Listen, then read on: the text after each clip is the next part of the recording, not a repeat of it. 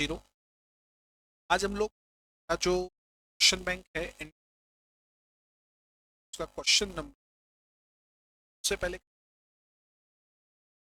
नाम के point question है। इस क्वेश्चन के अंदर मैक्सिमम इस चैप्टर के जितने एडजस्टमेंट हो सकते हैं सारे के कवर है। और आज सारे क्वेश्चन लेंगे चेन होल्ड। हाँ सही सुना आपने, चेन होल्डिंग। यहाँ पे सब्सिडरी की सब्सिडरी मेन होल्डिंग का उसकी भी सब्सिडरी के उससे रिलेटेड इन्वेस्टमेंट का क्वेश्चन भी मैं सीरीज के अंदर साथ में तो एक एग्जाम पॉइंट ऑफ व्यू से सबसे इंपॉर्टेंट क्वेश्चन है उसके बारे में भी चर्चा करेंगे। आइए चलते हैं। देखिए क्वेश्चन नंबर सेकंड।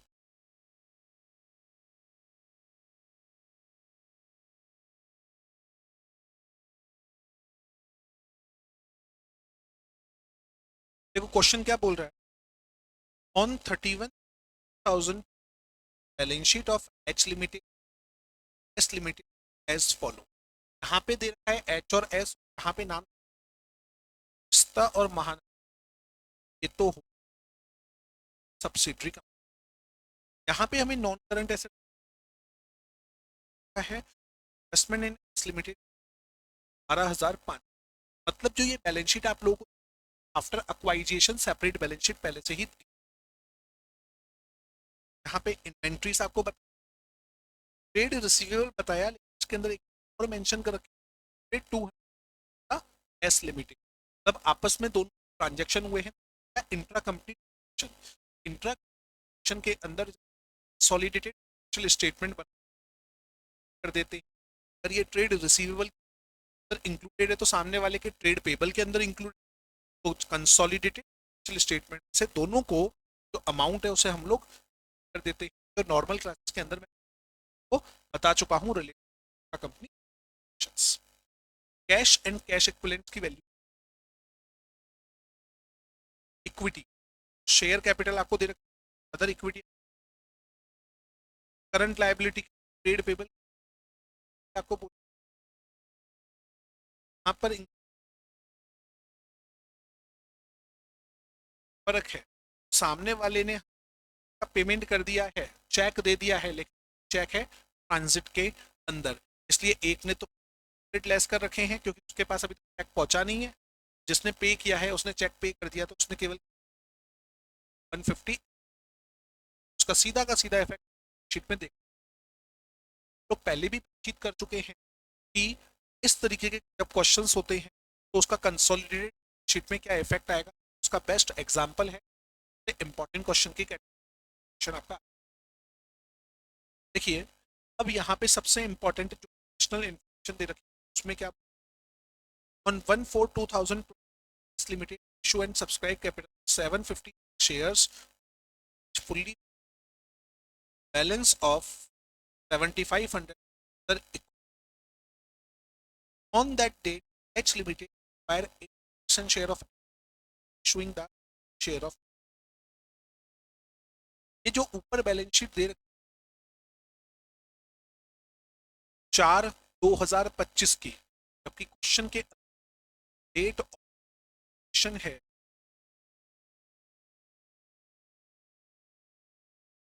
1/4/2024। सबसे पहला काम 4/24 date of acquisition, date of balance sheet. अब इस बैलेंस शीट कंसोलिडेट 31/3/2025 को यहाँ पर मैं प्री पीरियड तो हो गया जीरो, उस पीरियड 12 मंथ्स का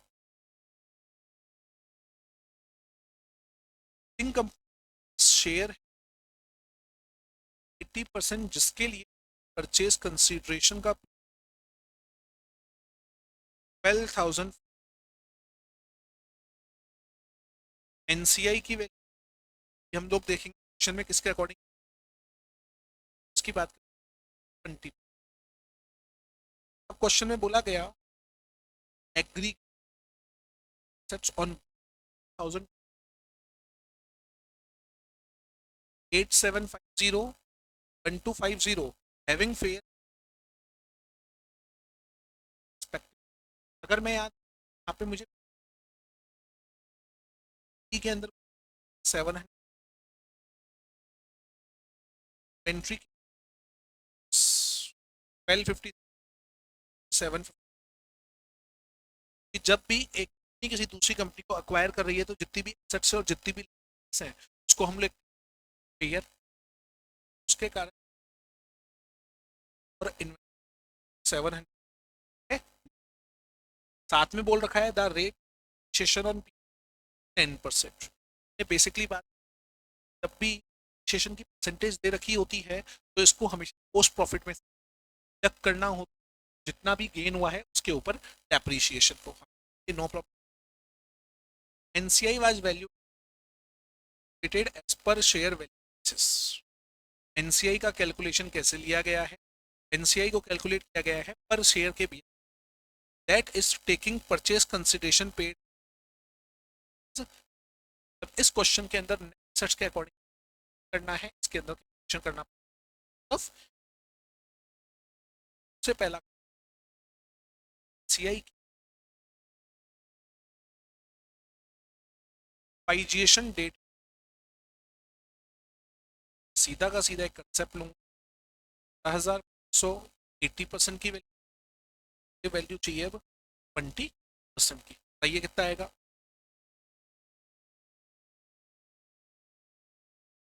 312 है एक्वाइजेशन डेट पे। देन आगे बढ़ते हैं। क्वेश्चन में बोला गया goodwill was impaired by 100 lakh. एक नया पॉइंट, 100 लाख उसको हमें इम्पेयर्ड करना है। तो जब लॉस पढ़ते हैं तो हमें हर साल गुडविल इम्पेयर करना होता है। यहाँ पे टोटल ये दोनों को पे करना, को पे करना किए 80% का पार्ट हो गया, पार्ट सिट्री का। अब नेक्स्ट एडजस्टमेंट, एक और इम्पोर्टेंट एडजस्टमेंट आप समझिए क्या कहते हैं। H limited sold goods worth 3, S limited profit 25, आपने 100 लाख से बेचा प्रॉफिट पे। आप सेम कंपनी, अगर आप सिट्री कंपनी बेच रहे हैं तो इससे जो भी आपको गेन करना है अन्य, क्योंकि खुद की बुक्स के अंदर स्टॉक को आप हमेशा दिखाओगे कॉस्ट पे। आपने गुड्स बेचा प्रॉफिट पे, जितना भी प्रॉफिट एक्स्ट्रा है उसे हमें करना। अगर मैं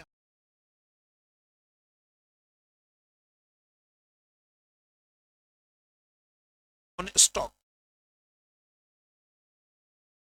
आपने 300 लाख का गुड्स बेचा है, यहाँ पे प्रॉफिट की कॉस्ट पे दे रखी है तो प्रॉफिट 120, 20 का 25 का 20% हो जाता है डायरेक्टली है 120 60 लाख आती है। आगे बोला गया S limited however received 250 lakh worth of goods till 31,000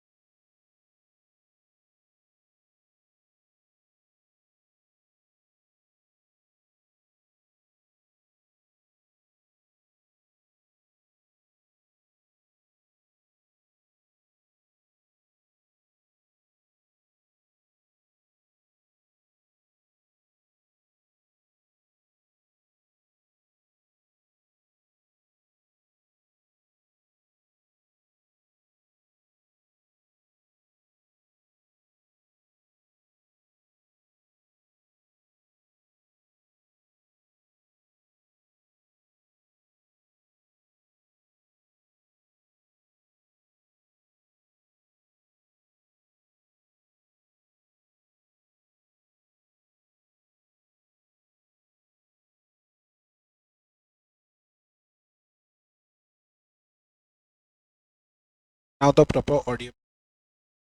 थोड़ा सा इसका इशू था, 3 सेकेंड नहीं आ, तो कंटिन्यू करते हैं। डिविडेंड था 70 का 20, 300 लाख का। इसके बाद जब मैं आगे क्वेश्चन के बारे में आगे के डायरेक्टर ऑफ द कंपनी उस डिविडेंड भी आपको क्वेश्चन में बोला, prepare a consolidated balance sheet of H limited and it's a subsidiary S limited T13 2020। आपके पास्ट एग्जाम क्वेश्चन है और just immediate past exam question है जो कि एग्जाम के पॉइंट ऑफ व्यू से बहुत ज़्यादा। अब हम लोग हमारे बेसिक स्टेप्स के ऊपर चलते हैं। हम लोग सबसे पहले, ये तो मेरे एडजस्टमेंट आपको बता, सबसे पहला एडजस्टमेंट हम प्रॉफिट, उस प्रॉफिट और इनकम, राइट। मैं जाऊंगा सब्सिडरी का बैलेंस शीट के अंदर, यहाँ पर देखो अदर इक्विटी 11,000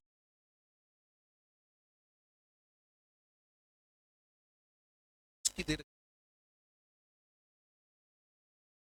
मैं एडजस्टमेंट के अंदर, इस एडजस्टमेंट के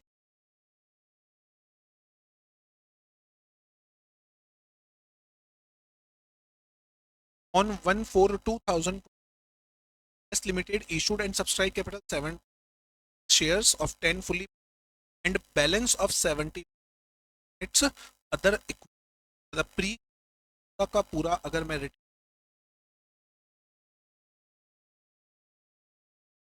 अगर मैं पोस्ट प्रॉफिट के बारे में बात करूँ तो पोस्ट प्रॉफिट से 37।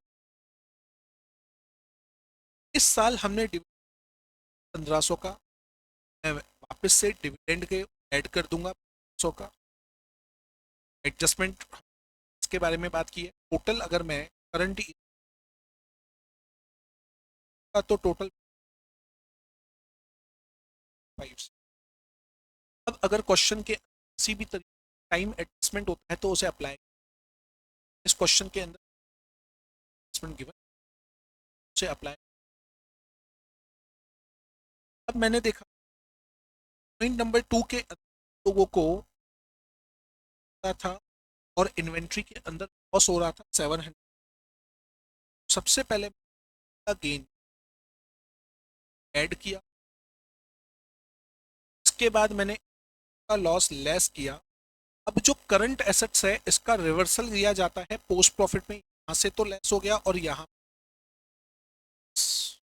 राइट। साथ में जो डिविडेंड ऊपर ऐड किया था उस डिविडेंड को मैं वापस से पोस्ट प्रॉफिट के अंदर कर दूंगा 100। और एक चीज और ध्यान रख, जो एडिशनल डेप्रीशिएशन लग रहा, जितना मेरे को पीपी गेन हुआ है 700, इसके ऊपर डेप्रीशिएशन की रेट दे रखी है 10% की, 150 10% उस प्रॉफिट कर दूं 70, राइट। ओवरऑल मैं देख, अब मेरे पास प्रॉफिट बच रहा है प्री के अंदर तो एग्जैक्टली 70 और पोस्ट के अंदर टोटल आ रहा 2945। एक बार चेक कीजिए एग्जैक्टली अमाउंट 2945 ही आ रहा है।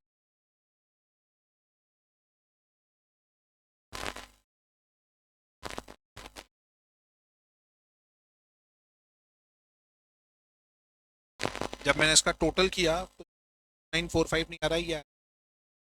और उसका प्रॉफिट आ रहा है, एनालिसिस ऑफ प्रॉफिट बन।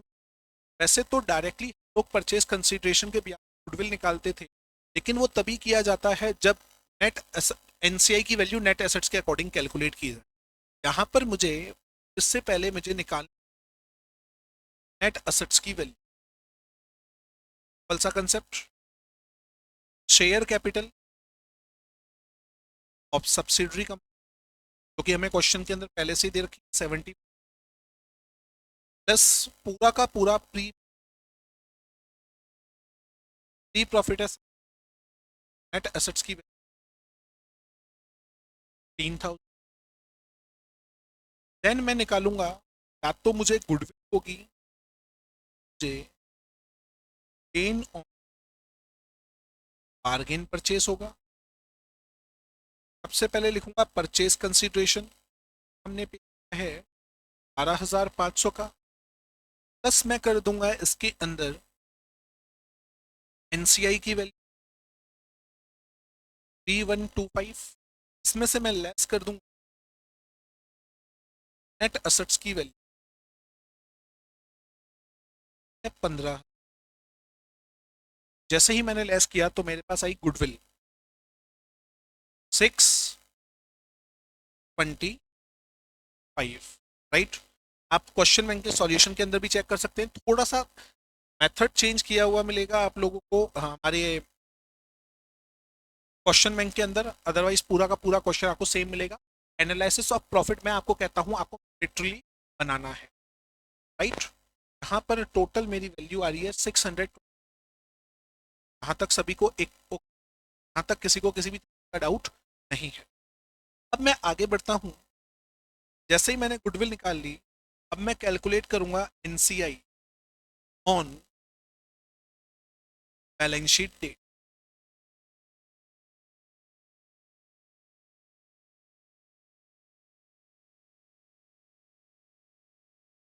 देखिए एनसीआई एक्वाइजेशन डेट की अगर मैं बात करूं, उस समय आपने कैलकुलेट, इसके अंदर मैं ऐड करूंगा इसका पोस्ट प्रॉफिट का पार्ट, इसके अंदर मैं ऐड करूंगा इसके पोस्ट प्रॉफिट का पार्ट। यहाँ पर रेशो कितना है 80% है, 20%, ठीक है। कैलकुलेट की 4425 का 20%, 885 स्क्वायर कर ली। इसमें से मैं जो गुडविल का इम्पेयरमेंट हुआ है 100 की गुड पेड हुई है, तो ये 80% तो होल्डिंग कंपनी में से होगी, 20% सीआई में से होगी, उसका 20% में निकाल के लेस, राइट। एडजस्टमेंट को ढंग से समझिए, एग्जाम के पॉइंट ऑफ व्यू से प्रॉपर एडजस्टमेंट ये इंपॉर्टेंट है, इसका आपको हमेशा ध्यान रखना, राइट।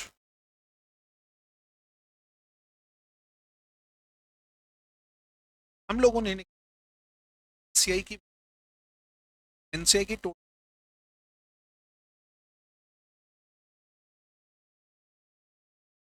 3990, राइट।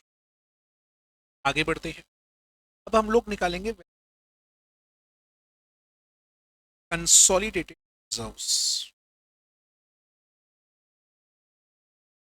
कंसोलिडेटेड रिजर्व के पहले तो होल्ड लिया जाए, उसके अंदर लोग ऐड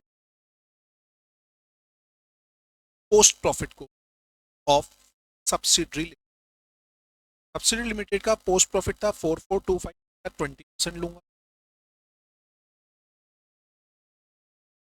सॉरी 80%, 54। अगर मैं रिजर्व की बात करूं होल्डिंग कंपनी, टोटल रिजर्व्स की वैल्यू 43750। यहां से मैं सबसे पहले गुडविल का इम्पेयरमेंट लॉस का 100 का 80%, 80 को लेस कर। अब यहां पर जो नई चीज रिलेटेड टू अनरियलाइज गेन है, आपने सामने वाली कंपनी को जो प्रोडक्ट बेचा, गुड्स बेचे, तो उससे आपको प्रॉफिट हुआ जो आपके प्रॉफिट के अंदर इंक्लूडेड है। अब मैं उस प्रॉफिट को करूंगा रिमूव, लेकिन उसके लिए एक बात को ध्यान रखना है, वो पूरे के पूरे गुड्स पे नहीं किया जाएगा, जितना भी गुड्स अनसोल्ड है उस पे किया जाएगा। आपने 300 का गुड्स भेजा, जिसमें से अनसोल्ड केवल कितना है 40%। आपको टोटल अनरियलाइज्ड गेन हुआ था, गेन ऑन इन 60 लाख का, उसमें से केवल 40% गुड्स अभी अनसोल्ड है, ये 24 लाख मैं मेरे कंसोलिडेटेड रिजर्व के अंदर लेस कर दूंगा, और साथ ही साथ इसके अंदर जो मेरा डिविडेंड है उसे भी ऐड तो करूंगा, लेकिन सबसे पहले मुझे चेक करना पड़ेगा क्या मैंने उस उसकी पहले से अकाउंटिंग कर रखी है या फिर मैंने उसके अंदर अकाउंटिंग नहीं की है। इधर I have done the accounting in our book और नॉट, राइट। तो अगर क्वेश्चन साइलेंट है तो हम लोग हमेशा अजम्पशन पे चलेंगे अकाउंटिंग नहीं हुई है। यहाँ पे मैं डिविडेंड को ऐड करूंगा। टोटल डिविडेंड सामने 100 लाख का दिया था, उसका 80% मेरे बुक के अंदर आएगा 1200। अगर मैं कंसोलिडेटेड रिजर्व की बात करूँ 14,000। जस्ट अ सेकेंड, छोटी सी मिस्टेक की है अपन ने।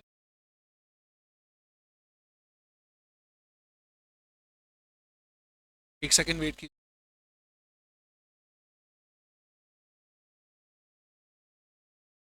Other equity 43750।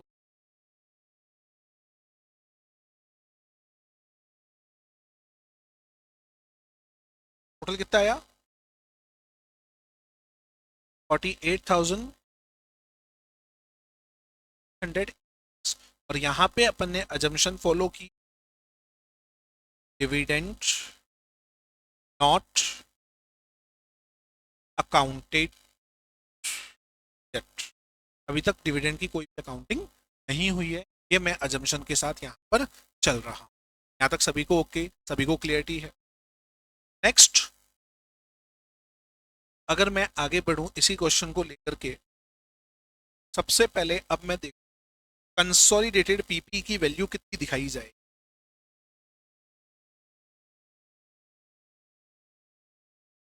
तो सबसे पहले मैं लूंगा पीपी होल्डिंग कंपनी, फिर मैं लूंगा पीपी सब्सिडरी कंपनी। इसके अंदर मैं रीवैल्यूएशन गेन को ऐड कर दूंगा, साथ में जितना भी एडिशनल डेप्रिसिएशन लगा है उसे कर दूंगा।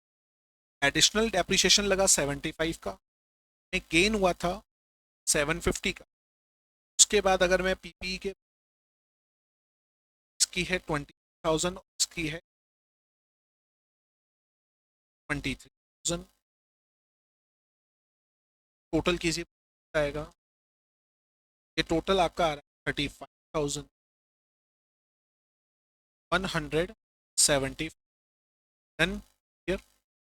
इसके बाद एक और एडजस्टमेंट उसका मैं पहले से ही करके रखूंगा, तब जितने भी आपको एडजस्टमेंट के पॉइंट्स दिए हुए हैं वो आप पहले से ही एडजस्ट करके चलते रहिए। अगर मैं इन्वेंट्री के बारे में बात करूं तो होल्डिंग कंपनी है 12,500। होल्डिंग कंपनी के इन्वेंट्री की वैल्यू है 12,500। सब्सिडरी कंपनी की वैल्यू है 2। सब्सिडरी कंपनी इन्वेंट्री की से ही गिवन है आप लोग 2,000 रुपये। सामने वाली कंपनी ने आपको 1,300 लाख का गुड्स दिया था, जिसमें से आपको केवल अभी तक रिसीव हुआ है 250 लाख का। अभी भी गुड्स ट्रांजिट के अंदर है 50 लाख का, अभी मेरे पास आना बाकी है। तो मैं ऐड कर दूंगा गुड्स इन ट्रांजिट, ठीक है, और माइनस कर दूंगा अनरियलाइज्ड गेन, जो हमें 24 लाख का गेन था, ये स्टॉक की वैल्यू के अंदर भी एडेड है। तो हमने कंसोलिडेटेड रिजर्व में लायबिलिटी में से लेस कर दिया और एसेट्स के अंदर से मैं इन्वेंट्री से भी से लेस कर दूंगा। तो टोटल वैल्यू आई 14,526। हमेशा ध्यान रखना, इन्वेंट्री पे अनरियलाइज गेन होता है तो उसको दो जगह से रिमूव किया जाएगा। सबसे पहले आप कंसोलिडेटेड रिजर्व में से रिमूव करेंगे, उसके बाद आप इन्वेंट्री की वैल्यू से भी इसे, ये सारे के सारे एडजस्टमेंट आपके सामने हैं। अब हम लोग बनाएंगे इसकी कंसोलिडेटेड बैलेंस शीट, राइट। चलिए आगे बढ़ते हैं। आगे अगर मैं आपसे बात, अब हम लोगों को बनानी है कंसोलिडेटेड शीट। सामने देखिए, कंसोलिडेटेड बैलेंस शीट के अंदर सबसे पहले हम लोग लिखते हैं पी, राइट। तो अभी अभी जो आपने एडजस्टमेंट किया पर आपकी P5175 एग्जैक्टली यही बाकी आई पीपी। देन उसके बाद नॉन करंट एसेट्स में मैं निकालूंगा गुडविल। गुडविल आप लोगों ने निकाली थी 625 की, और क्वेश्चन के अंदर बोल रखा था 100 लाख का इम्पेयरमेंट करना है। 100 लाख से लेस कर दिए, तो टोटल मेरी। अब आ जाइए करंट एसेट्स के अंदर। करंट एसेट्स के अंदर सबसे पहले मैं दिखाऊंगा इन्वेंट्री। आपने इन्वेंट्री का भी वर्किंग नोट बनाया है, जहां पर इन्वेंट्री आपकी 1452.6 एग्जैक्टली यही वैल्यू आप लोगों की आई। उसके बाद मैं दिखाऊंगा ट्रेड रिसीवेबल। ढंग से चीजों को समझिए। मैं क्वेश्चन के अंदर गया, मैंने देखा ट्रेड रिसीवेबल की वैल्यू वो दे रखी है 2500 और 875, जिसके अंदर 200 लाख सामने वाले को प्लस करूंगा, इसमें से इंट्रा कमीशन के 200 रुपए को प्लस कर दूंगा, राइट। जब कैश एंड कैश इक्विवेलेंट्स की बात आएगी तो 14,500 प्लस 5,000 हो गए 10,000 सकते हैं। टोटल वैल्यू आ रही है 10,575।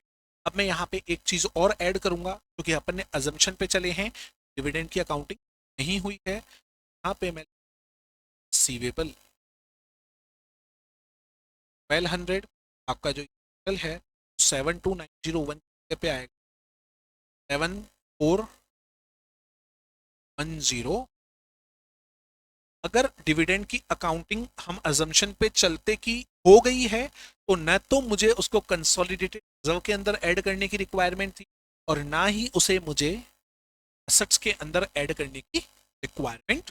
दोनों जगह 1200 को इफेक्ट देखने को मिलता। आगे बढ़ते हैं। अब बात करते हैं इक्विटी एंड लायबिलिटी की। तो इक्विटी लायबिलिटी में केवल इक्विटी दिखाऊंगा होल्डिंग कंपनी। होल्डिंग कंपनी अगर मैं इक्विटी के बारे में बात करूं, तो होल्डिंग कंपनी रखी 20,000 की। उसके बाद मैं दिखाऊंगा अदर इक्विटी। अदर इक्विटी लोगों ने वर्किंग नोट बनाया था, और उस वर्किंग नोट के अंदर अदर इक्विटी की वैल्यू चेक करेंगे तो वो हम लोगों को दे रखी है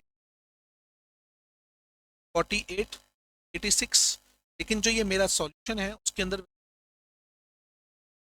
47186 की क्यों है, रीजन मैं क्लियर कर देता हूं। अपन ने इसके अंदर डिविडेंड के 1200 को ऐड कर रखा है, इसलिए 1200 के अंदर डिफरेंस है, राइट। एनसीआई की वैल्यू जो हमने कैलकुलेट की वो सेम टू सेम वही है 390। आ जाइए लाइबिलिटीज के अंदर। लाइबिलिटीज के अंदर मैं जो ट्रेड पेबल लूंगा, ट्रेड पेबल आप लोगों को दे रखी 125+600। लेकिन यहाँ पे 120 लाख ड्यू, अभी तक 50 लाख का मटेरियल आया नहीं था। अब जब वो मटेरियल आएगा तो उस 50 को मेरे को यहाँ पर ऐड करना पड़ेगा, तो टोटल अमाउंट ड्यू हो गया 100 लाख का। 100 को माइनस, राइट, इजी का टोटल।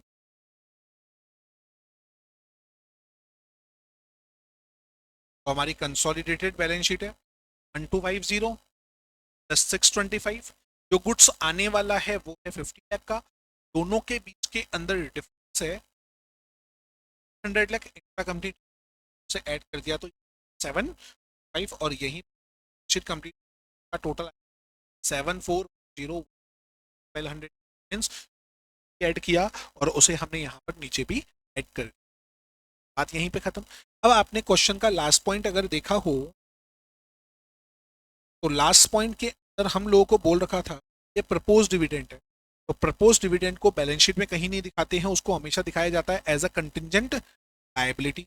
दोनों कंपनी डिविडेंड दे रही है 10-10%। कंटिंजेंट लायबिलिटी अब नोट्स टू अकाउंट्स में दिखाते हैं। मैं बैलेंस शीट बनने के बाद अलग से नोट्स टू अकाउंट्स में दिखाऊंगा। डिविडेंड एच लिमिटेड का 20,000 की शेयर कैपिटल, उसका 10% हो गया 2,000। सब्सिडरी कंपनी भी 10% डिविडेंड देगी, तो वो हो गया 750 रुपी का, less share of H limited in dividend of S limited, क्या आ गया आपका 600 का, क्योंकि 750 में से आपका पार्ट कितना है 600, तो टोटल आ गया 210 का। एंड हियर ये क्वेश्चन हमारा समाप्त, राइट। सभी को ओके। सो स्टूडेंट, अब मैं आप लोगों को करवाने वाला हूं क्वेश्चन नंबर 24 हमारी क्वेश्चन बैंक।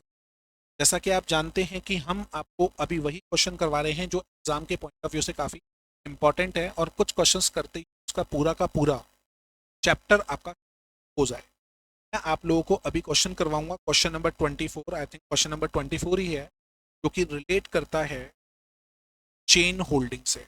इंपॉर्टेंट टॉपिक है, और अगर चेन होल्डिंग का टॉपिक आपके एग्जाम में अगर पूछा जा रहा है, आपको किसी भी अलग तरीके एडजस्टमेंट नहीं दिया जाएगा, आपको डायरेक्ट चेन होल्डिंग की बैलेंस शीट बनाने के लिए देगा, जहां पर आपको 3 कंपनी एक साथ देगा, होल्डिंग, सब्सिडरी, देन सब्सिडरी की भी सब्सिडरी। लोग क्वेश्चन देखते हैं, question number 24। Wait for a second.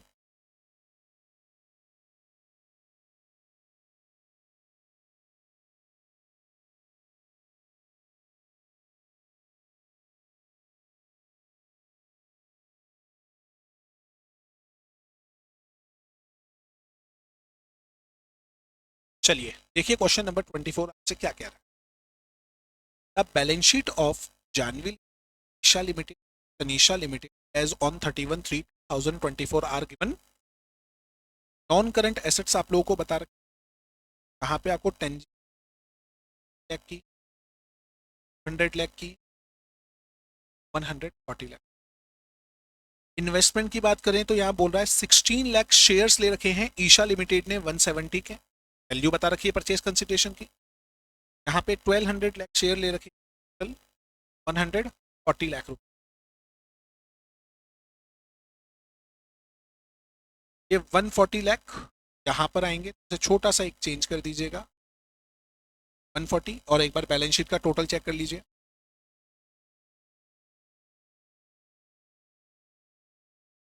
जो टोटल दे रखा है वो एग्जैक्टली आ रहा है या नहीं आ रहा, जस्ट अ सेकेंड। 170,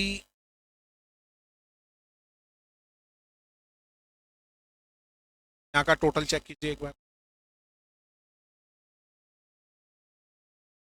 देखिए बेटा क्या हुआ है, एक्चुअली ये थोड़ा मिसप्रिंट है, ये 140 यहाँ नहीं आकर के, हाँ तो ये 140 यहाँ से हट जाएगा, यहाँ चला जाएगा, राइट। आगे बढ़ते हैं, आगे देखिए क्वेश्चन में क्या आपको कैश दे रखा है, आपको बिल रिसीवेबल दे रखा है, ट्रेड रिसीवेबल दे रखा है, और इन्वेंट्री की वैल्यू। आगे क्वेश्चन में बोला गया share holders equity, share capital है 10 रुपए पर शेयर के हिसाब से, इसकी तो है 3, जिससे कोई मतलब नहीं है। इसकी टोटल है 200 लाख, तो 200 लाख का हो गया, इसके टोटल शेयर है 20 लाख, ये 160 लाख है तो उसके टोटल शेयर है 16 लाख। इसको देखते ही सबसे पहले मैं ग्रुप स्ट्रक्चर के लिए जाऊंगा, क्योंकि हमारा सबसे पहला स्टेप होता है ग्रुप स्ट्रक्चर को चेक करना। ग्रुप के अंदर चलते हैं,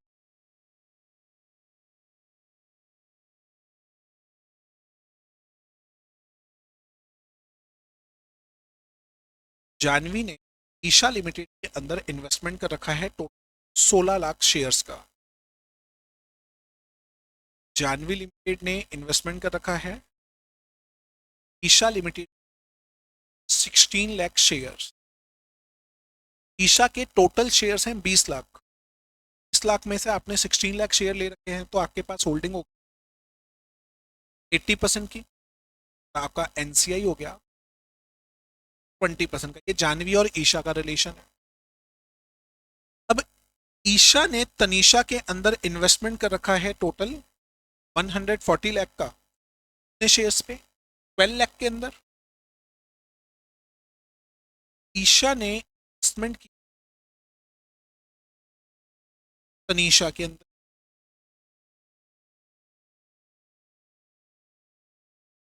12 लाख शेयर्स, इसकी टोटल शेयर कैपिटल थी 16 लाख। 16 लाख में से आपने 12 लाख ले रखे हैं, तो आपके पास इसका पार्ट हो गया 70। तो मैं देखूं जानवी ने तनीषा में एक तरीके का इनडायरेक्ट इन्वेस्टमेंट कर रखा है, तो वो इनडायरेक्ट इन्वेस्टमेंट की देखी जाए तो 80% ऑफ 75% तो आपके पास पार्ट 60% का, और एनसीआई की वैल्यू 40%। मतलब जानवी और ईशा का रिलेशन देखा जाए तो 80-20 का है, और इनडायरेक्ट रिलेशन जानवी और तनीषा का है 60 एंड 40% का। समझ में आ गई? तो जब हम लोग इसकी कंसोलिडेटेड बैलेंस शीट बनाएंगे तो हमें इस 80-20% रिलेशन की भी बनानी है और हम लोगों को इस 60-40% रिलेशन की भी बैलेंस शीट के साथ कंबाइन करके पूरा का पूरा काम करना है। आपको 2 गुडविल निकालनी पड़ेंगी, आपको 2 एनसीआई निकालनी पड़ेंगे, आपको 2 नेट एसेट्स का कैलकुलेशन करना पड़ेगा। राइट, क्वेश्चन को और आगे देखते हैं। क्वेश्चन में और आगे क्या बोल रखा है। यहाँ पे रिजर्व्स बता रखे हैं 1/4/2023 के और करंट ईयर के अंदर आपने कितना अर्न किया। रिटेन अर्निंग आपको पूरी की पूरी बता रखी है और करंट ईयर अर्न की उसकी पूरी डिटेल दे रखी है। करंट लायबिलिटीज के अंदर ट्रेड पेबल दे रखा है, बिल्स पेबल दे रखा है, लेकिन बिल्स पेबल के अंदर देखिए जानवी लिमिटेड का पेमेंट है 35 का, तनीषा का पेमेंट है 15 का। जब कंसोलिडेट बनाएंगे उसके अंदर अपन इसका डिस्कशन करेंगे। अब एडिशनल डिटेल, क्योंकि सबसे ज्यादा काम की होती है हमारी additional detail. The following additional information available, all acquisition of share took place on 30 सितंबर 2023। तब होल्डिंग और सब्सिडरी का रिलेशन बना है 30 सितंबर 2023 को। तो डेट ऑफ एक्वाइजेशन है 39,020, डेट ऑफ बैलेंस शीट है 31/3/2024।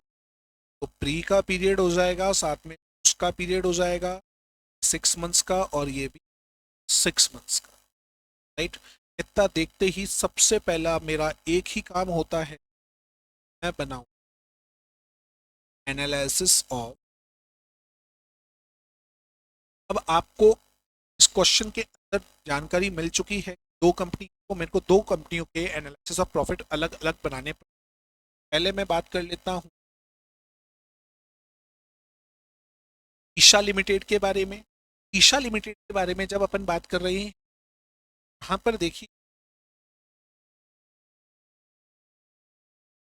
ईशा लिमिटेड के रिजर्व्स पहले हैं 40 और रिटेन अर्निंग दे रखी है 10 की।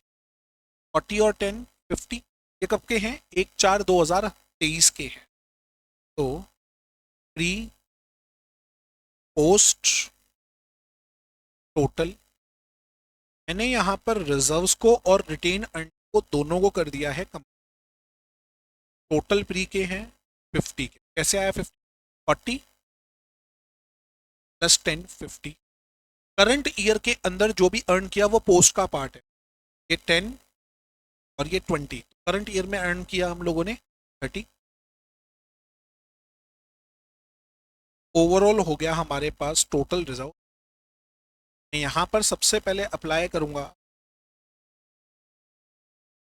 Time element 50-30। ये 30 में से यहां से तो 15 लेस हो जाएंगे और यहाँ पे ये 15 प्लस हो जाएंगे। टोटल करूं, मेरे पास यहाँ का टोटल तो आया है 65। डन। और यहीं पे अब मैं निकालूंगा इसके बिहाफ पे नेट एसेट्स की वैल्यू। तो नेट एसेट्स के लिए हमें चाहिए share capital plus pre profit, जो मैं पिछले क्वेश्चन के अंदर आपको करवा के आया हूं। सेम टू सेम वही कंसेप्ट मैं अप्लाई कर रहा हूं यहाँ पर। यहाँ पर इसकी टोटल शेयर कैपिटल है 200 की, प्लस प्री प्रॉफिट है 65 का, तो इसकी टोटल नेट एसेट्स की 265 की। Then, अब यही काम मैं एनालिसिस ऑफ प्रॉफिट करूंगा तनीषा लिमिटेड के साथ। प्री प्रॉफिट, पोस्ट प्रॉफिट, इसका टोटल। रिटेन अर्निंग 30 की और रिजर्व दे रखे हैं 15 के। टोटल हो गया प्री का part 45, reserves and retain earning दोनों का टोटल लिया है। उसके बाद आगे जब मैं बात करूंगा करंट ईयर में 10 और 12 मैंने टोटल अर्न किए 22। टोटल हो गया 67। मैं अप्लाई करूंगा टाइम एलिमेंट 6 मंथ्स का। यहाँ पे 11 माइनस हो जाएंगे और यहाँ पे 10 हो जाएंगे। यहाँ का टोटल तो आ गया 6 और यहाँ का और यहीं पर मैं हाथों हाथ इसकी भी नेट असेट्स की वैल्यू, शेयर कैपिटल है 160 की, प्लस इसके प्री प्रॉफिट का जो पार्ट है वो आप लोगों को दे 6 का टोटल हो गया 216, राइट। ये रही 160 की कैपिटल प्लस 56 अभी अपन कैलकुलेट वो वाला, उसकी नेट एसेट्स की वैल्यू 60। हमारा स्टेप भी यूं ही चलता है कि पहले हमें चाहिए एनालिसिस ऑफ प्रॉफिट, उसके बाद हमें चाहिए नेट एसेट्स, तो कर लिया।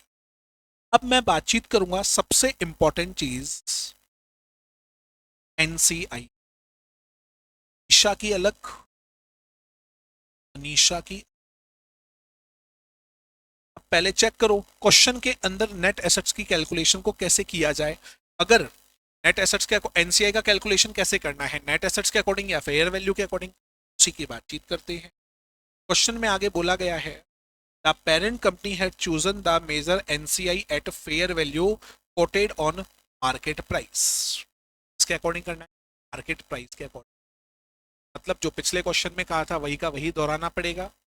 एनसीआई की वैल्यू, अगर मैं ईसा की बात करूं, ईशा के अंदर आप लोगों ने इन्वेस्टमेंट कर रखा है 170 लाख। ये आपका 170 का जो इन्वेस्टमेंट है ये है 80% पार्ट पे, और आपको वैल्यू चाहिए 20% की। कैलकुलेट कीजिए और बताइए कितना आएगा जल्दी से। How much? कंफर्म है 42.5 ही आ रहा है। देखिए, जब क्वेश्चन के अंदर आप लोगों को मार्केट के अकॉर्डिंग कैलकुलेशन करने के लिए, तो जो हमने कैलकुलेशन किया वही, बट आपको क्वेश्चन पूरा आगे पढ़ेंगे तो आपको एक चीज और बोल रखी, assume that the market price of Isha Limited and Tanisha Limited are equal to their respective face value। अगर मैं इसकी फेस वैल्यू, इसकी वैल्यू है 200 लाख की फेस वैल्यू है, हमें इसका चाहिए 80 फॉर 20%, तो मैं परचेस कंसीडरेशन को कंसीडर नहीं करके मैं डायरेक्टली लूँ 100, 20%, ये 200 है इसकी शेयर कैपिटल, शेयर कैपिटल का 20% आ गया 40। वहीं बात करूं Tanisha limited, Tanisha limited share capital है 60, 160 का मुझे निकालना है 40%, 64। डन, क्लियर है यहाँ? ये एनसीआई हम लोगों ने डेट ऑफ बाइजिएशन, ध्यान रखिए। अब मैं फिर से कैलकुलेशन करूंगा गुडविल का and gain on bargain purchase का, यहाँ पे ईशा जी को भी दिया जाएगा और अनीशा जी को भी दिया जाएगा। सबसे पहले मुझे चाहिए परचेज कंसीडरेशन। आप लोगों ने इधर तो इन्वेस्टमेंट है 170, राइट, क्लियर। और यहाँ पर इन्वेस्टमेंट देखा जाए तो 140 इन्वेस्टमेंट है, 140 रिप्रेजेंट कर रहा है 75% स्टेक को, हमारे लिए वो केवल कितना परसेंट है, 60%। तो मैं इसकी वैल्यू चेंज करूंगा, मैं 140 का 80%, ये हमारा परसेंट 80% है ना, 140 तो सामने वाली कंपनी ने इन्वेस्टमेंट कर रखा है, हमारा तो उसके अंदर इन्वेस्टमेंट कितना 80%, 140 का 80% हो गया 100। वेल, अब मैं इसमें ऐड कर दूंगा एनसीआई की वैल्यू। एनसीआई अभी अभी आपने क्या करी है, इसकी वैल्यू 64। अब मैं इसमें से लेस कर दूंगा, मैं इसमें से लेस करूंगा वैल्यू नेट एसेट्स, इसकी नेट एसेट्स की वैल्यू है 265, इसकी वैल्यू 16 की, इसका आंसर भी आ रहा है, इसके अंदर क्या आ रहा है 55, इसका आंसर माइनस में आ रहा है 40। तो हमारे पास आ गया गेन बारगेन परचेज टोटल। काफी स्टूडेंट कंफ्यूज होते हैं, इसकी पूरी कितनी ले लेते हैं 140, लेकिन हमें 140 नहीं लेनी है क्योंकि हमारा इन्वेस्टमेंट कितना है सामने वाली कंपनी 80%, तो मैं क्या है 140 का 80%। क्लियर, आगे बढ़ते चलिए। एनसीआई की वैल्यू आपने गुड बार्गेन की वैल्यू यहाँ तक किसी को किसी से हो तो यहीं से मैं वापस से अब वैल्यू एनसीआई की शीट डेट, ये सबसे इंपॉर्टेंट कंसेप्ट है, इसको प्रॉपर के अंदर रखते हुए। एक तो है ईशा तनीषा, एक्वाइजेशन डेट की वैल्यू आई, दूसरे की वैल्यू आई थी 64। क्लियर, अब इसके अंदर मैं सबसे पहले पोस्ट एक्वाइजेशन प्रॉफिट, ईशा का पोस्ट एक्वाइजेशन प्रॉफिट का 20 का 20, उसके अंदर पोस्ट एक्वाइजेशन प्रॉफिट यहाँ पर इसकी तो किसी भी तरीके नहीं आएगा। वहीं मैं अगर तनीषा लिमिटेड सबसे बड़ा, पहले तो नॉर्मल प्रोसीजर को इसका ओवरऑल प्रॉफिट आएगा 11 का, 11 का मैं निकाल 40%, 11 है या 10 है एक बार चेक कर लीजिए। 11 का 40% आ चुका है 4 पॉइंट। अब मैं एक बार वापस से क्वेश्चन के अंदर एक छोटा सा एडजस्टमेंट दे रखा, एडजस्टमेंट को भी स्टॉक से रिलेटेड छोटा सा एडजस्टमेंट दे रखा, इस लाइन हम चेक कीजिए। Inventory of Isha Limited in 6 lakh worth of that was purchased from Isha Limited was plus 20। इन वही वाली बात बहुत अच्छे से आपको यहाँ पर अनराइज्ड गेन होता है अच्छा किया जाए। यहाँ पे तो कुछ भी नहीं है कि ये सोल्ड है या अनसोल्ड है, जब कुछ भी नहीं था तो हम जम्पशन पे चलेंगे का पूरा क्या है अनसोल्ड है, क्या माना जाएगा अनसोल्ड है, मतलब हमारे स्टॉक के अंदर इसकी वैल्यू है, इसके अंदर तो लेस करना unrealise 600 lakh 120 unrealise right S unreal 1 lakh का 40% जब मैं निकालूंगा सर एनसीआई की 60। समझ में आई, पिछले क्वेश्चन के अंदर भी अनरियलाइज गेन को हम लोग करते हुए 64 सॉरी ये टोटल आएगा आपका 68। यहां तक मेरी बात क्लियर सभी, 0.4 लेस हुआ, पोस्ट प्रॉफिट को आपने ऐड किया है 4 को और 0.4 को आपने लेस कर दिया तो आपकी वैल्यू आ गई 68 रुपी राइट।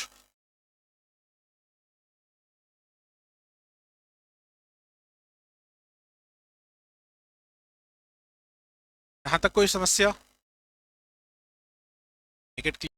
अब यहां से आगे देखिए ओवरऑल मेरी टोटल एनसीआई हो रही है 111 की राइट। अब इसमें से जो मैंने अलग से 20% स्टेक ले रखी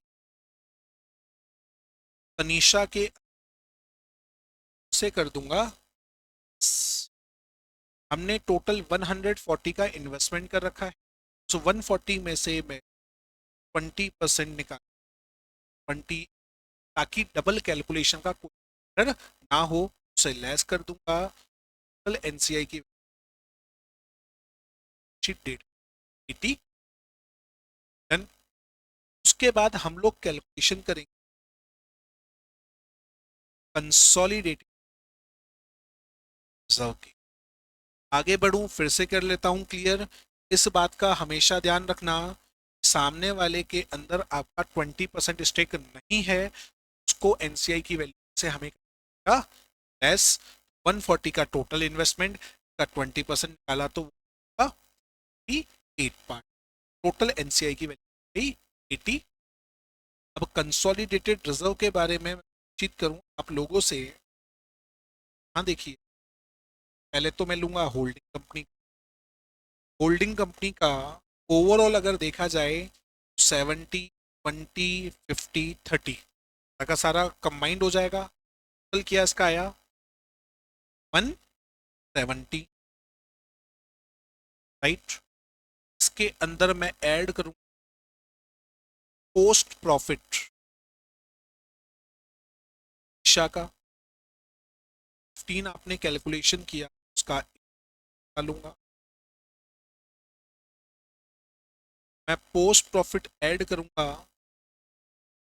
अनीशा का, तो 11 लाख आया है उसका 60% 6.6। यहां से मैं अनरियलाइज्ड करूं,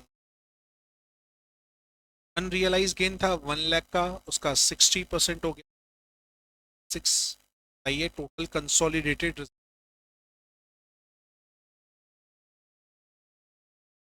80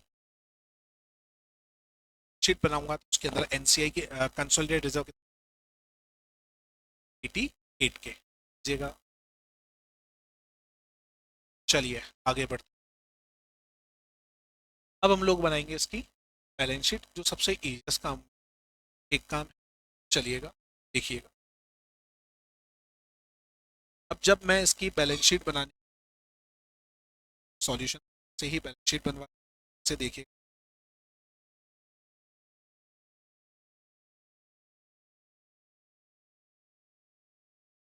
सबसे पहले हम लोग बात करेंगे। चलिए देखिए, सबसे पहले हम लोग देखते हैं non current, non current assets. तो नॉन करंट एसेट्स के अंदर मैं तीनों की नॉन करंट एसेट्स को एक साथ लूंगा। यहाँ पे 180 प्लस 200 प्लस 140 का टोटल आएगा 520, राइट। इसके बाद आ जाइए डायरेक्टली आप, अब इस क्वेश्चन के अंदर गुडविल नहीं लिख ली, यहाँ पे निकाला गेन ऑन बार्गेन परचेज, इसको दिखाया जाएगा बैलेंस शीट की लायबिलिटीज के अंदर। सीधा आ जाओ कैश एंड कैश इक्विवेलेंट्स के अंदर, 94 प्लस 20 प्लस 30 टोटल 100। उसके बाद आ जाइए बिल रिसीवेबल पे 36 एंड 15 चेक कीजिए।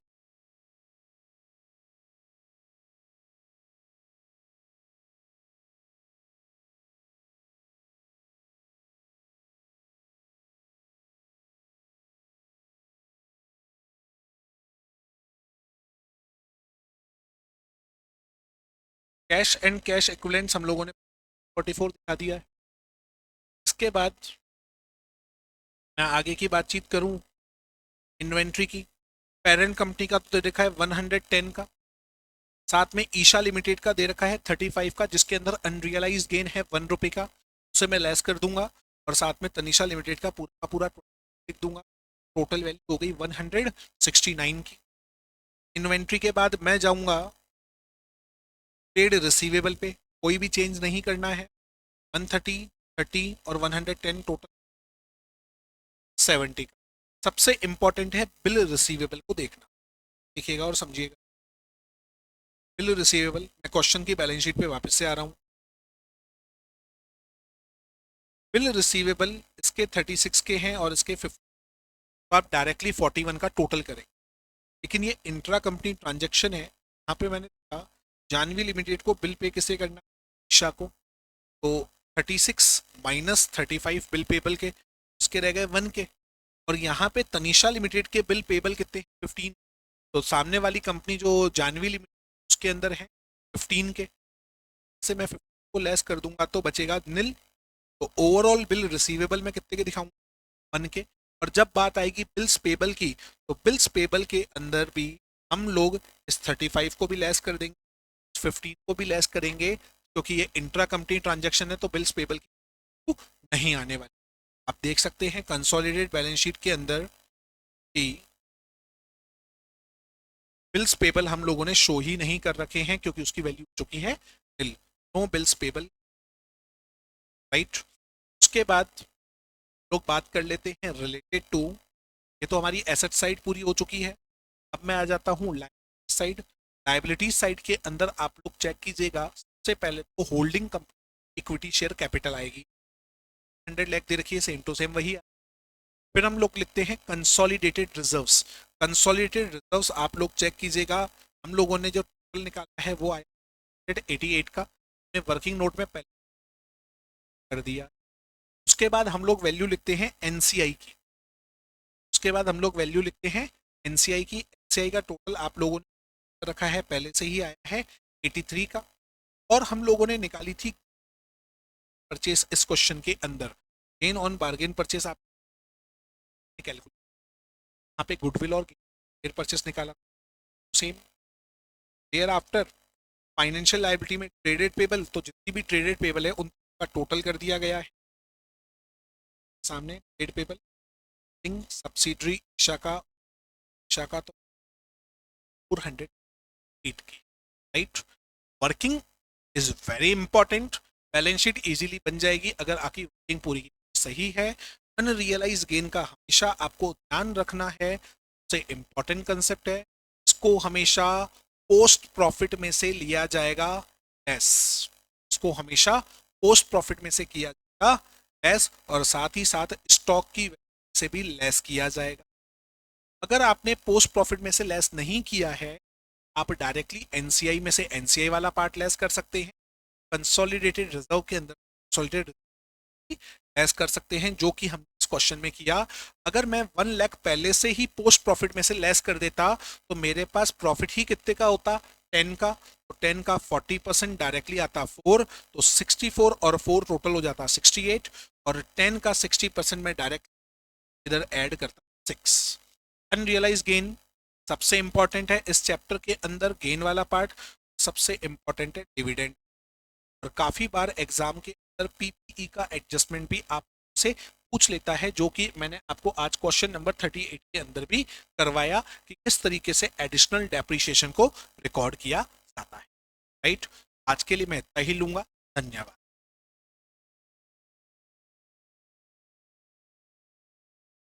Class very very good morning. आज मैं आपको करवाने वाला हूं NAS नंबर 110 का 110 कंसोलिडेटेड फाइनेंशियल स्टेटमेंट, उससे रिलेटेड कुछ क्वेश्चंस मैं आपको आज करवाने वाला, जहां पर हम लोग बात करेंगे टू द डिविडेंड। डिविडेंड से रिलेटेड काफ़ी इंपॉर्टेंट क्वेश्चन आता है और कुछ पास्ट के अंदर आए उसका भी हम डिस्कशन करेंगे। जैसा कि आप जानते हैं कि हम लोग जो क्वेश्चंस कर रहे हैं वो कर रहे हैं हमारे ज्ञान सागर क्लासेस के मॉड्यूल से। तो आज मैं क्वेश्चन नंबर 13 ले रहा हूँ इस मॉड्यूल का, जहाँ पे 110 का मैं डिस्कशन करूँगा। साथ में एक बात और मैं आप लोगों को क्लियर कर देता हूँ कि जो ये 110 हम लोग पढ़ रहे हैं, अगर मैं आपकी बुक्स के अकॉर्डिंग चलूँ, मॉड्यूल का ही क्वेश्चन है और काफ़ी इंपॉर्टेंट क्वेश्चन है। देखिए क्वेश्चन नंबर 13 क्या कह रहा है। जी company limited acquired 60% share of जी कंपनी ऑन 1 अक्टूबर 2020। यहीं पे रुक जाइए। हम लोग जब 110 को फॉलो करते हैं तो 110 को फॉलो करते टाइम पर हमारे स्टेप्स हैं। सबसे पहला स्टेप हम लोग कैलकुलेट करते हैं कि भैया हमारा ग्रुप स्ट्रक्चर कैसा है। यहाँ पे ग्रुप स्ट्रक्चर का मतलब है होल्डिंग कंपनी है, उसके पास कितना पार्ट है, और जो नॉन कंट्रोलिंग इंटरेस्ट है उनके पास कितना पार्ट। अगर मैं होल्डिंग कंपनी की बात करूं, होल्डिंग कंपनी है डी लिमिटेड, जिसके पास पार्ट है 60%, और जो एनसीआई है उसके पास पार्ट है 40%, राइट। उसके बाद हम कंप्यूटेशन, हम नोट बनाते हैं रिलेटेड टू द डेट का। क्वेश्चन के अंदर डेट ऑफ एक्वाइजिएशन दे रखी है 1/10/2020 और जब बैलेंस शीट की बात होगी तो डेट ऑफ बैलेंस शीट बनेगी 31/3/2021 को। तो इसके अंदर जो पहला वाला पार्ट है 1/4/2020 से लेकर के 31/3/2020 तक का जो 1/4/20 से लेके 1/10/20 तक का पार्ट हो गया प्री का, जो कि कहलाएगा 6 मंथ्स का पार्ट। फिर कहलाएगा जो बचा हुआ पार्ट है डेट ऑफ एक्वाइजेशन से बैलेंस शीट, उसको हम बोलते हैं पोस्ट पीरियड। तो पोस्ट पीरियड भी हो गया 6 मंथ। जब 110 के अंदर हम लोग एनालिसिस ऑफ प्रॉफिट का कंप्यूटेशन करते हैं, जो कि नेट एसेट्स का कंप्यूटेशन करने के काम में आता है, वहां पर प्री और पोस्ट का पता रहना बहुत ज्यादा जरूरी है। राइट, आगे बढ़ते हैं। अब क्वेश्चन के अंदर हमें बोला गया रिटेन अर्निंग्स, मतलब अर्निंग्स ऑफ जी लिमिटेड 1/4/2020 की तो है 5,000 रुपए की, मतलब पूरी पूरी हो गई। बिफोर एक्वाइजेशन पीरियड है, ये है before acquisition period. G declare dividend for 2020 and 21 6,000, और इस साल इन लोगों ने 6,000 रुपए का डिविडेंड और डिक्लेयर किया है। इसकी अकाउंटिंग जी ने तो कर दी है, बट डी ने अपनी बुक्स के अंदर उसकी अकाउंटिंग। तो देखिए, जब डिविडेंड के बारे में बातचीत होती है, अगर होल्डिंग कंपनी इसकी अकाउंटिंग नहीं करती है तो सेपरेट फाइनेंशियल स्टेटमेंट के अंदर डिविडेंड रिसीवेबल का 60% हम लोग दिखाते हैं असेट्स के अंदर।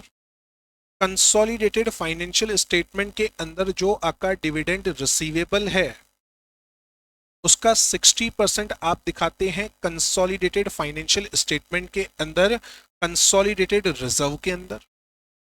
और जो डिविडेंड रिसीवेबल का 40% वाला पार्ट है, यह आप ऐड कर देते हैं एनसीआई के अंदर।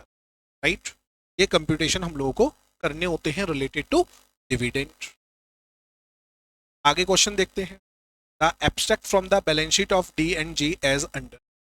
अब यहां पर सबसे पहले मुझे रिक्वायरमेंट होती है कि आखिर हमने 60% जो स्टेक ली है उसके अंदर हमने कितने परचेज कंसिडरेशन का पेमेंट किया है। अगर ऊपर क्वेश्चन के अंदर हमारे पास इंफॉर्मेशन अवेलेबल ना हो तो वो हमेशा हमें मिलता है बैलेंस शीट की एसेट्स के अंदर, जो कि आपको मिलेगा होल्डिंग कंपनी में इन्वेस्टमेंट के नाम से। जैसा कि आप यहाँ पे भी दे सकते हैं, इन्वेस्टमेंट शेयर इन जी कितने रुपए का, 24,000 रुपए का हम लोग के अंदर इन्वेस्टमेंट क्या है 31/3/2021 का। तो यहाँ पे मैं बात करूं परचेज कंसीडरेशन की, तो आपने परचेज कंसीडरेशन पे किया है 24,000 रुपये का।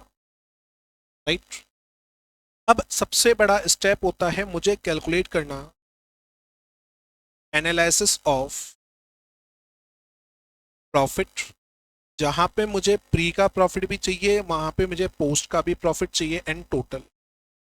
ये जो एनालिसिस ऑफ प्रॉफिट हम लोग बनाते हैं, ये एनालिसिस ऑफ प्रॉफिट बनता है ओनली फॉर सब्सिडरी कंपनी, जो कि यहां पर है G8। सबसे पहले मैं चेक करूंगा इसकी टोटल अदर इक्विटी कितने की है। अदर इक्विटी 31/3/2021 को दे रखी है 11,000 रुपए की। ऊपर क्वेश्चन के अंदर बोला गया द रिटेन अर्निंग ऑफ जी 1/4/20 को कितने की है 5,000 रुपए की। ठीक है, यहां पर सबसे पहले मैं लिखूंगा अदर इक्विटी। प्री की 5,000 दे रखी है, ईयर के एंड की टोटल दे रखी है 11,000 रुपए। तो इस बार मैंने अर्न किए 6,000 रुपए। सिंपल सी बात। अब डिविडेंड का जब कंसोलिडेटेड फाइनेंशियल स्टेटमेंट के अंदर ट्रीटमेंट किया जाता है तो हम लोग लॉजिकली बात करते हैं कि पहले डिविडेंड को ऐड किया जाता है, बाद में इसके अंदर टाइम एलिमेंट को अप्लाई करते हैं। सबसे पहले मैं डिविडेंड पेबल को करूंगा ऐड। डिविडेंड हम लोगों ने इस बार डिक्लेयर किया था 6,000 रुपए का, मैंने ये 6,000 यहाँ पर ऐड कर दी है। तो अब मेरे पास टोटल प्री का प्रॉफिट अभी 5,000 दिखाया गया है और पोस्ट का प्रॉफिट 12,000 रुपये का दिखाया गया है। मैं अप्लाई करूंगा टाइम एलिमेंट। टाइम एलिमेंट का यहाँ पे सिंपल सा लॉजिक है, जो ये 12,000 का करंट ईयर का प्रॉफिट है, 6 महीने प्री का पीरियड है और 6 महीने पोस्ट का पीरियड है। तो यहाँ से मैं 6,000 माइनस कर दूँ, से मैं 6,000 कर दूँ। मैं फिर से आप लोगों को एक बात क्लियर, फिर से उस चीज़ को अच्छे से समझिएगा कि अगर ये 9 महीने 3 महीने होते तो उसको हम लेते 9,000 और 3,000। देन यहाँ पे मैंने कल यहाँ का टोटल तो आ रहा है, यहाँ का टोटल 6,000 रुपये। अब मैं डिविडेंड को वापस से कर दूँ, पहले ऐड किया था, इनको मैंने कर दिया, करेंगे यहाँ का पीरियड है 11,000 रुपये, यहाँ का टोटल है 0। राइट, यहाँ तक क्लियर सभी को?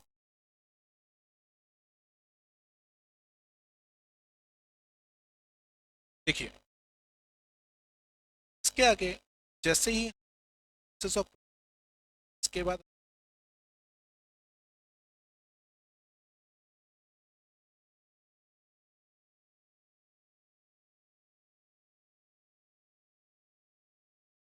बार्गेन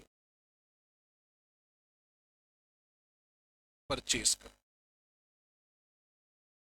जब गुडविल और बार्गेन परचेज के बारे में, सबसे पहले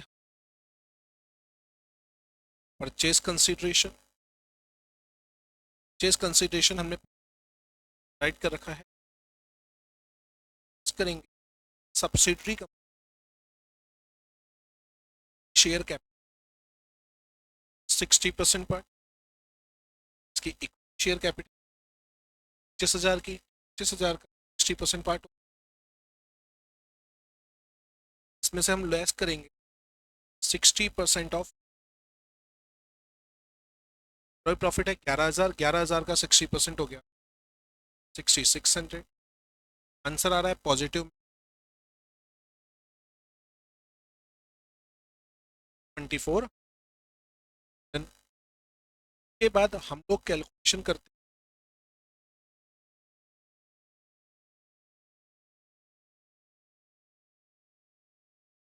इंटरेस्ट का। जब क्वेश्चन के साइलेंट रहता है उस केस के उसको जब डाला जाता है, हमेशा एक बात का ध्यान रखा जाता है, सीआई है हमेशा नेट एसेट्स के अकॉर्डिंग निकलेगी। वहां पर हम लोग लेंगे 40% of share capital, 40% of share capital, ये शेयर कैपिटल 25,000, उसका 40% हो गया 10,000 रुपये का, प्लस करूंगा 40% ऑफ प्री प्रॉफिट, ये 11,000 है, इसका 40% हो गया, पोस्ट एक्वाइजिशन प्रॉफिट हुआ ही नहीं है तो एनसीआई बैलेंस शीट की 14,400 रुपये की। इसके जस्ट बाद हम लोग करते कंसोलिडेटेड रिजर्व्स का, जहां पर हम लोग सबसे पहले बात करते हैं होल्डिंग कंपनी टोटल कितने रुपए के, जहां पे सबसे पहले हम लोग holding company reserves, holding company के टोटल रिजर्व्स आपको दे 25,000 रुपये की। राइट, होल्डिंग कंपनी के 25,000, पोस्ट प्रॉफिट हमें कुछ भी नहीं, मैंने अभी अभी डिविडेंड के लिए बताया था, जितना डिविडेंड को मिलने वाला है उस डिविडेंड का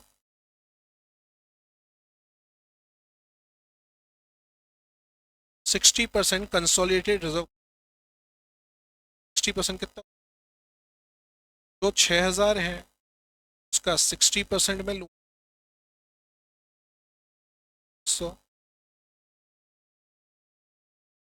1,600।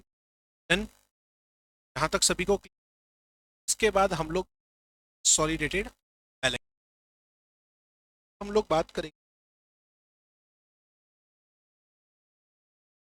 सॉलिडेटेड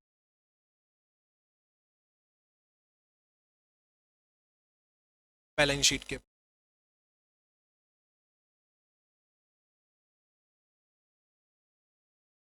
कंसोलिडेटेड शीट के बारे में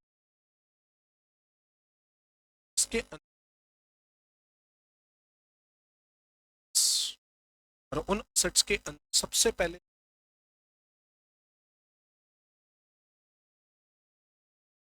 टेंजिबल एसेट्स, टेंजिबल के अंदर सबसे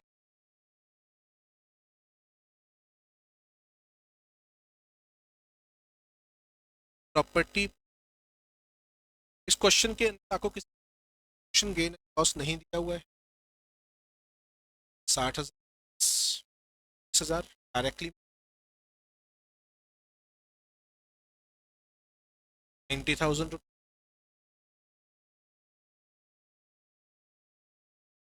करंट असेट्स। मैं क्लियर कर दूं, इन्वेस्टमेंट हम लोग आते हैं एलिमिनेट हो जाता है। करंट एसेट्स पे से पहले आएंगे टेंजिबल एसेट्स।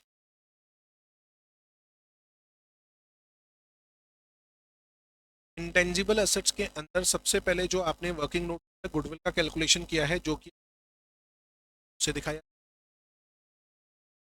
फिर आप दिखाएंगे करंट एसेट्स। करंट एसेट्स के अंदर में गया, दिखाएंगे 20,000 प्लस 16,000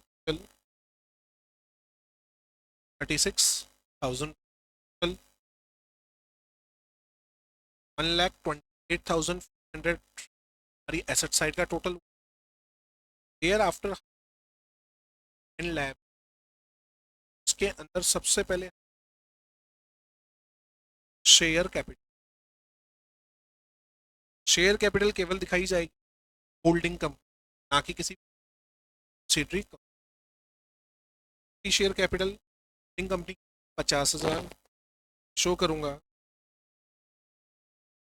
50,000। फिर मैं जाऊंगा अदर इक्विटी की तरफ। आपने कैलकुलेशन पहले से ही कर रखा है अदर इक्विटी, तो कि आपकी आई थी 28,600 रुपये की। इसके बाद आप ले लेंगे non controlling interest. Non controlling interest आप लोगों का आया था 14,400 रुपये का। इसके बाद इसके अंदर आप लोग ऐड करेंगे करंट लायबिलिटीज।